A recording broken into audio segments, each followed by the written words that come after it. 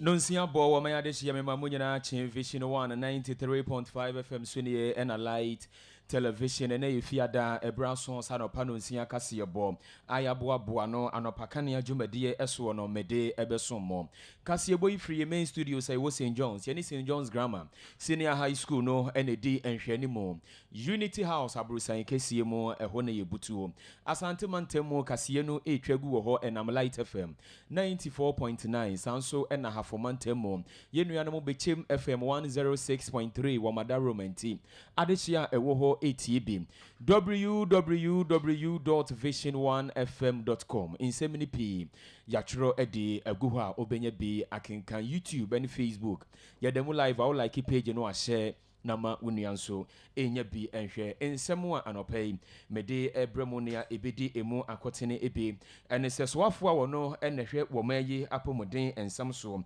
ede atodwase enhyehyeye egu akwamu a enkomodie pi no a ekoso a agenda 111 ayaresabia edwumadi aban dada no womo nwi a womo eja ho no womo hwese womo ebetumi awie ne nyina sanso ena soafo abedi akira wono enhwe wo mayi yapomuden ensam so ebo amane se ema womo ekwa wo so a womo ensan ema biem no ayade a eha adwinti mpanifo to anamo ede afa ho a saade no womo ebitu ase ede afri wo mayi emu Ghana Airport Company Limited enso ede krata apiedwa na womo ebo amane se enipa mienu a womo eye adwuma ewo Accra International Airport womo de sikagegye na ayomode ama enei ya che womo a womo si womo yi womo afiri womo dwumadi a womo die ewo Accra International Airport ehonomo na prosi adwuma ko ne nkrabata ewo tema ene ne mpatemu nso ene womo ache nkrofo bi a womo di koken awura gari mu anka kyerese womo de ekwa akopie mu ewo amanone ehonsem ewo hanomo insempi no a eka we hu ena no pay maboaboa no se anopa nonsia kasiebo me amagibra kasie making kind ede amawo medin ede kwabena asuman ekuoko afi yenye brey kasie no ni nchirechiremu ankasa enie yashase ede afiri wo manye yapomuden ensem emu na soafo wono ene hwapomuden ensem so eye kwabena minta akando na wode atudwa ese apomuden adwumakuo no woma ye krado pa sa womo behwe ama wo bia na pomuden ho nsem aye womo anisuade hunu na wakyerechiremu ese ayaresabe yahodo a eno no ewo wo mayimu de abandada no ehase a woman wie nyina womo eba behwese wom betumi awie na ye adwuma amatemamufo nso enya eso emfaso na nsem we nyina wode atudwa sane ebeya woman yapomode ho nsem ebetumi akọ nanimu enti ene wone Ghana Catholic Bishop Conference no womu ekuhyiaye endwendwen nsem ahodo a eno betumi aboa na yapomuden eho nsem wo no afanentuma pa afira eno nti ene Ghana Catholic Bishop Conference nso ene womu de koto asoye no animu ena womu nso anamo a womu tu ede afa woman yapomuden nsem eho no womu nso ede atudwa efa no akande a yede ebema eye apomuden asoye yahodo anase woman yaresabea ahodo no eho nkomo ekoso ayaresabea ahodo a eno no ebia kanwuram de abandada no ehya ase anase de abanwe nso betena so wahya ase a womo eye nyina womo di hu nkomo a womo ehwese wometumi awie ni nyina esanse womo wie a apomuden hu nsem wo no ayade atemamufo ena ebenya eso emfaso na wose abanyi eba betena konwa so ene dawubo ena proba wo boye ade baako a na da na koma so pa ene setimamuni bia ebenya apomuden papa sene ebeya yebetumi atena wo man ni mu na imputu ayerehwe no yenyina yensa atumi akanto rekwabena minta akando akirechiremu ese agenda 111 ayaresabia abandada no ehya ase no enkomodie ekoso a enche yebehu se yebewie ni nyina na ahyase eye adwuma ensem opani no wode atudwa yentie some kind of arrangement. The Catholic bishops are major stakeholders in the health sector. If you go to every region, you find one or two facilities that belong to the Catholic Church. So we're under a group we call Christian Association of Nations. So we've been very, very significant in the health sector. So today, I took the opportunity to come here to silent government policy, discuss and take their input on board to So I took my time taking through all the policies from the field ballot to national health insurance to Ghana Medical Trust Fund, hospitals from the regional hospitals, maybe say that all the things, major things in the sector, and I also took their feedback. So basically, that's So what is the support they have pledged to the ministry? basically, they continue to play the role they are playing in the health sector. The facilities are for them. They have also requested some assistance, and some of them we have already given them. For example, government takes electricity bills of public health facilities. So they also appeal to the ministry to let government take the electricity bills, which of course are very paid. Ene a yekotie ye ayeswafo a wono na ehwe wo man yi apomuden ensem eso ononyamfo kwabena minta akando na enhyiamu no ase no se na medi kankan ye no wo ne Ghana Catholic Bishops Conference na ekokosia ye na president edema eye eku no eye Most Reverend Matthew Kwasi Jemfe na wono nso ede tudwa ekirekiremu ohawo a eye Catholic asafo no wo mayaresabea ahodo wo mo efamu ne titiriw ene ne wo enkurase no eno nti wode tosoafo no animu se akande a ebetumi aboa ama apomuden ho nsem atumi akona nimu ne titiru ene wo a ewo enkurase no wonhwe se obema ayaresabia hodo no wo nsa akasa akade ni nyina na tumi aboa ama yapomuden ho nsem nso afa ne ntomapa afira yentie Most Reverend Matthew Kwasi Jemfe. It's a briefing on those activities with respect to the health ministry and then the health delivery in Ghana. And the Catholic Church, we are also partners and major healthcare delivery. So we find it necessary to brief us on certain things that he thought we should know. So borders on health facilities, the Agenda 111, borders on posting of doctors, delivery of equipment, and the backlog of nurses, why that is the situation and what they are doing to solve those issues. And he also offered some suggestions for this consideration. Are there any challenges that the Catholic society is facing in terms of Well, certainly, health is a very, very complicated issue. And the Catholic Church, we decided to set up our health facilities in the rural areas. You know, the government usually starts with providing the urban centers first as nodal points where villages will come back. We go into some of these rural areas that are very often far away from the urban centers.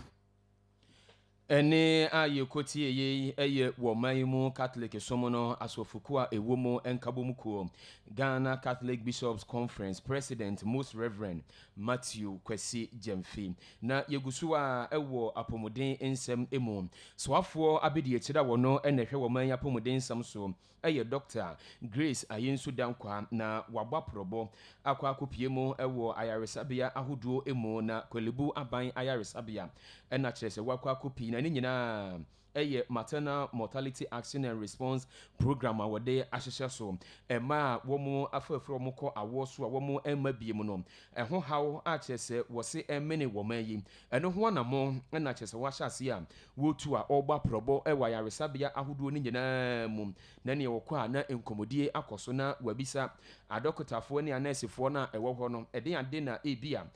womo susu se so ba afafro na wokɔ awoso entumi ensan mani ba biem na wɔn nso de nneɛma no to n'anim ɛno nti ɛho mu wɔbɛtumi de aboa no na kyerɛ sɛ wɔde nhyehyɛeɛ no agu akwan mu na wɔwie yi a wɔkasa ɛna wɔkyerɛkyerɛ mu sɛ adeɛ baako a ɛha wɔ man yi pa yɛ pɔmuden ɛho nsɛm ɛyɛ ma ɛkɔ a wɔso wɔn ma na aban no ayɛ krado sɛ akadeɛ biara ɛno bɛtumi aboa ama sɛ wɔba abɛfa afuru a wɔkɔ a wɔso bɛtumi asan aba biem no ɛno ɛna ɛda wɔn akoma so a wɔn etu ɛho anammɔn no nsɛm a wɔpanin no wɔde tu dwa yɛntie.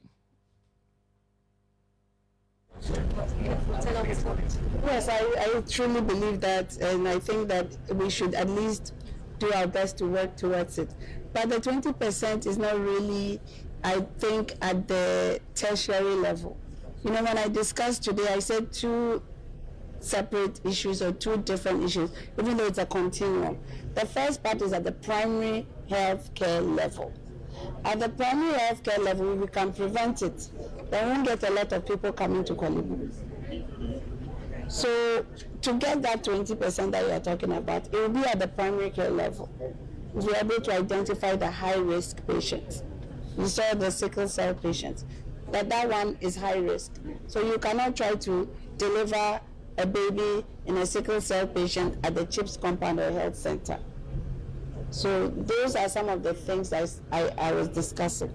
At the tertiary level, which is where we are, Kolibu, and you see how the place is full, it's a systemic problem. And that's how UNFPA comes in. Because we have something called PRIMA, which is the Presidential Initiative on Maternal Emergencies. And with that, we also have Mahama Cares that's also supporting us.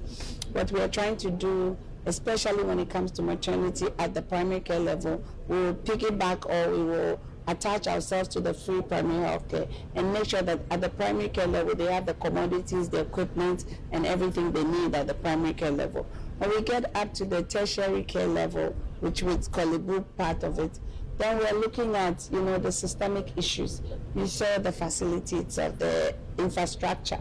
the chairs that the nurses were sitting on. We saw some of the beds. I mean, it's rusted. And we saw the restrooms. Where thankfully, director said with IGF, they're going to be fixing all the restrooms from the top to the bottom. And also there's another land next door that the new maternity block will be built. So in the meantime, the question for me is, what do we do, or what do we provide, or how do we support so that Ene a yekoti ye eyeswafo abedi akira wono ehwe apomodin ensem eso Dr. Grace Ayensu Dankwa na yemfiri apomodin ensem emue na yenko Accra International Airport na mpanifo a ehweso eye Ghana Airport Company Limited womo de enkrata apiedwa na enkrata ni mu no womo ebo amane se eye Accra International Airport ho no mu no ene health officers bi woma kwa akwaje adamude de afiri enipa bi ensem na yache wom ama seisei no yayi wom afiri eye Accra International Airport wo se wom ensi hokura biem na nkampese woma ba aba ye adwuma ewo honom na enkrata na mpanimfo de baaye no August bosome ne da etoso ensia enura ena mpanimfo de baaye na enchirichirimu a wom de aba ne se owura bi a wono no etu kwan wono wonfiri Ghana ha woba ha a kyerese woko ne krom nti woko no ano woduru Accra International Airport ho no mo no ena saa enipa mienu a womoye airport health officers yi yellow fever card ya wo se womoton edema womo no mpanimfo kyerese yellow fever card no sika ewo se wuntu a mpanimfo agi atum ewo Accra International Airport ho no mo no eye $20 ena wo se wuji free woni pako no ho na wo ma no eye yellow fever card no ebi na wo se enipa mienu ene wo moton de ma woni pako no eye $40 $40 ade $20 no wo maton ede ama no eye $40 na mpanimfo ehu wo mo ti ehu wo mo asa no saa na wo mo so atade ye hye wo mo no wo mo ID card ebom ene ehu wo mu din tin hwehwe mu no a wo mo ye ya ye bita wo mo toto wo mano na no mo se eyampa yaye na we die eyedi edikan a ye eno mo se yedi edikan be motaye ye nchire mu nti ena mo se die edikan ni eno nti no ye beyi mu nyina afiri ha ye ma mo nye adwuma ewo aha na mu biem na ansa na ade we eba besie no na empanimfo ema Ghana Airport Company Limited wo ma di kan ede ya todwa se wo manya complaints bebre se wo mo a wo mo ye adwuma ewo Accra International Airport wo no so bi tu kwan a eya na wo mo dwen se oye bogaw so ye den yo na wo mo pese wo mo nyi sika emfa mfiri saa enkrofo no eho enu nti na complain basa no mo ye se ene saa de a emma Accra International Airport no gidi mbone esan se wo mo a wo mo tu kwan ewo ho no bebre no a efira ma hodo so wo mo mfa wo man Ghana ye din papa enko wo mo krom eno ane se wo mo koka na Ghana Airport wo de uduru ho no mo a na ye agi sika firim se na ye yo sei eno na mpanimfo ayese saa de no wo mbetu ase de afiri Accra International Airport ho no mo anti ye ho hyehyeye na kire se enipa mienu sesi ano ya chi wo mo a yesi wuyi Accra International Airport wo no efiri ho se wo mo enya dwuma ewo ho no a airport bia eni ho no mo ewo wo mayi mu a saa enipa mienu wo mo bepene anasa mpanimfo bepene se wo mo akwaje adamudie ne de afiri Accra International Airport nti ebia na eye Kumasi Airport no akwaye adwuma enya de a kire se wo mo ebepene wo mo nya dwuma ewo airport bia mu biem ewo wo mayi mu na wo ose weyi a wo maye no eye kokobo ede ma wo mo a wo mo nso eye bia yenche wo mo nti se wunim se wugigi sika efiri wo mo a etu kwan akọ amanone ewa Accra International Airport ho no mu a hweyie pa esan se ye chew empanifo bepam se obeye adwuma ewo ho no mu biem na nyade a ebeba so saa na enu achi no womasan ede ya todwa se immigration officer bi wono nso ene video bi na etwagu ewa abefo ntentan homa no so wom hu se wono nso obi a wotu kwan a oye boga na wobisa ni sika oh chairman na o ma miska fa no breakfast oh something for the boys saa ene wo si immigration for no wo mo yenti video no ekwa abefo ntentan homa no so a na manfo hwe bi saa no ekodu mpanimfo animu no ena Ghana Airport Company Limited wo mo etonsa ede frɛ immigration service mpanimfo ebisa wo mo se video no a etwagu no mahu ana eno se yan wo mahu na brantie no a wo mu no a na wo ye o ma miska fa nto breakfast ne ye keka ho no wo no krampo no wo ma yi na firi eye airport wo se no enya de a wo bedi ne dwuma ewo ho no mu biem eno ntimpanimfo ade todwa se wo mo a wo mo gigi sika ade firi amanfo ho ena mamiska ade a ne boye 2 cd kura mo se 5 cd ne boye 10 cd kura mo se 100 cd se no wo mo si wo mahu na wo ye be che wo no asotwe kese ene beko ede amawa empanimfo de sa enkrata ye aba se enipa mienu airport health officers a wo mo ewo Accra International Airport no wo makwa akwa sika ede afiri wo bia na wo tu kwan hwama yachi wo munti empanimfo ayi wo madi afiri wo mudwuma na wo mudie ewo Accra International Airport. Yetwa anopa nonsia kaseyebo no eso na yenkonkopie mu ewo adesua nsemu technical advisor edema asuye ye hwe wo manyi adesua nsem so Professor George KT Oduro na wode yafutuo ma biaye ahodo a ene yekoho no musuapon a yekokogye nteteye se ye babonten ababeye akyerɛkyerɛfo teacher training institutions ne se wo mfa akade a eno betumi aboa eno no wo madesua wo besua no enye abefo kwan so no yemfa nhye wo mo se ne beye a si wo mu pie na wo mo be kyerɛ ye mofra no ade a abefo kwan so nhyehyɛ no eno ne beye bebre na wakyerɛkyerɛ mu ese saade no se ye de hyase de kyerɛ wo mo a wo mo gye nteteye se wo mo ebeye akyerɛkyerɛfo ewo man mu no a wo mo nso betumi de aba ba kyerɛ ye ma no nti ye ma no enyi no na abefo kwan so enteteye no na eyade a ehye wo mutremu dada na wakyerɛkyerɛ mu ese sesia no de eyade a emre no edane nti edane saa no na wo nso wo dane hu bi woso wohwe amanya hodo a wo mo ekɔ manim ewo abefo kwan so a ye de hye mofra na se ohu efiri emfitiase no a enti akɔ mutirim ye de ne bi maaye enu nti yanyi no afei na aba enu nti we ya aba no yemfa nhye wo mo a wo mo eje ntete ye se wo mbeye akyerɛkyerɛfo no yemfa nhye wo mo ase se ne be ya wo betumi enso ede ama ye mofra no na wosi ne titiro ene ye basic schools ahodo no kura no se ye di wuramu ede ma wo mo a anke betumi aboa na dwumadi a ɛkɔɔ so a ɛno no ɛyɛ 10th anniversary celebration ɛma Department of Teacher Education a ɛno no ɛwɔ University of Ghana Legon ɛna ɔpanin wɔde n'animonyam ɛkɔtaa dwumadie no ase a wɔde saa nsɛm ahodoɔ yi ɛto dwa nsɛm a wɔpanin no ɛkyerɛkyerɛ mu no yɛntie.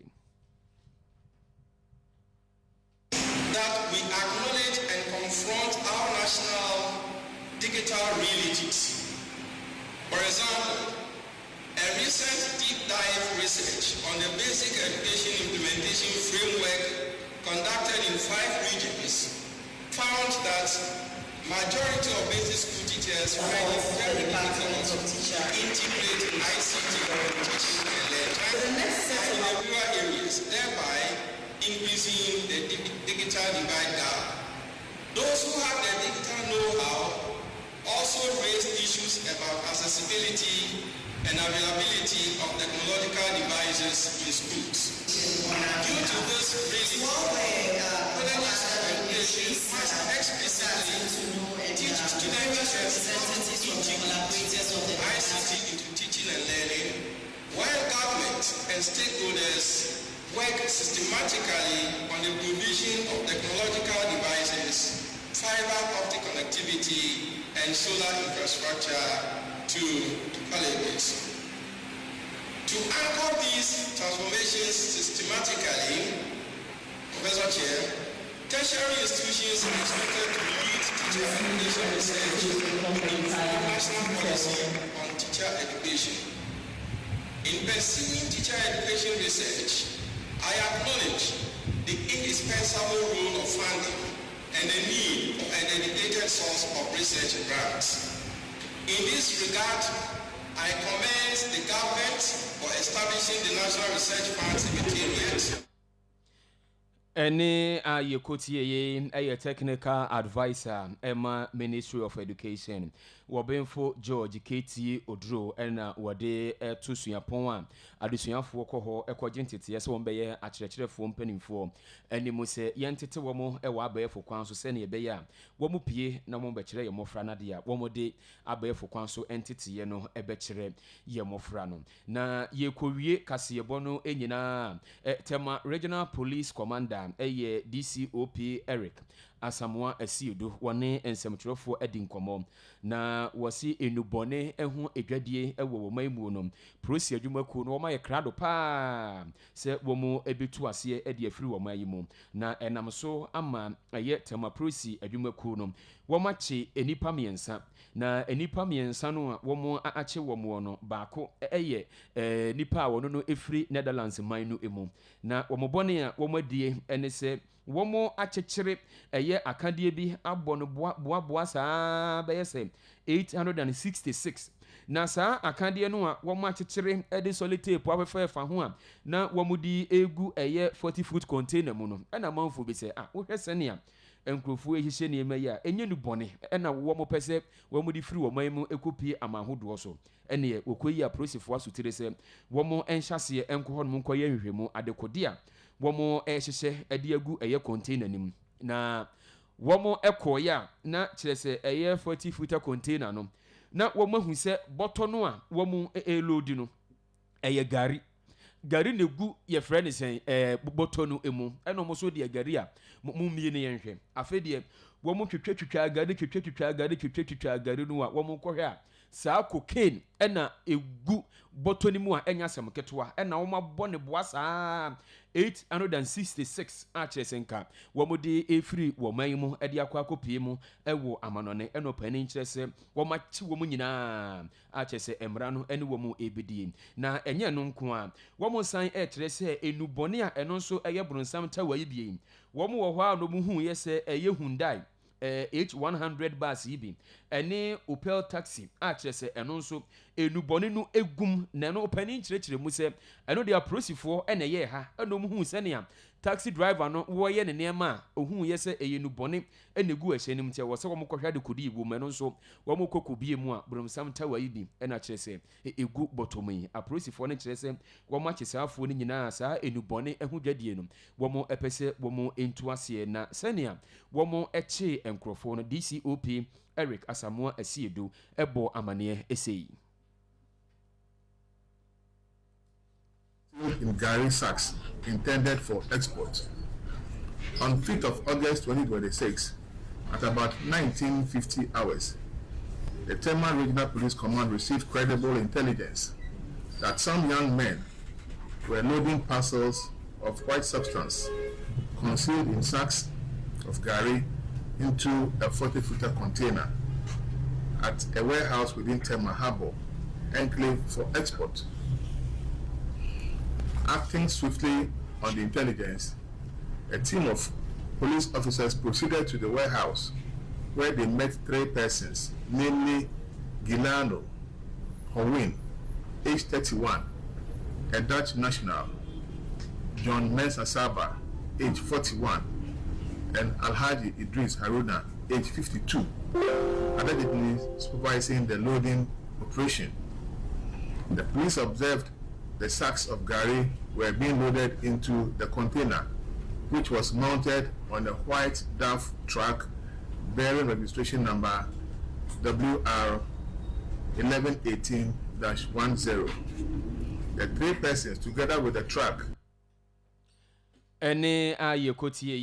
ye Tama Regional Police Commander DCOP Eric Asamoah asi do kwan a womo fa so cocaine womo de ahye garim ti uhu a obedwen se eye gari sana eye cocaine na womo de ebefiri womo ayimu akwa kopie mu ewa manone a womo akwa akochi womo mti yenyina sansem yi so na anopa no nsia kase yebo a yebo aboa no Anopa Kanea adwumadi so a mede ebeso mu no memfa ensi menya mekenkan